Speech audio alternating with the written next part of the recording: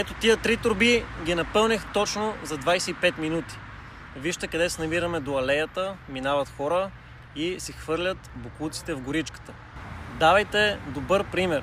Ако видите случайни отпадъци, почистете ги, не замърсявайте околната среда, има предостатъчно кофи навсякъде.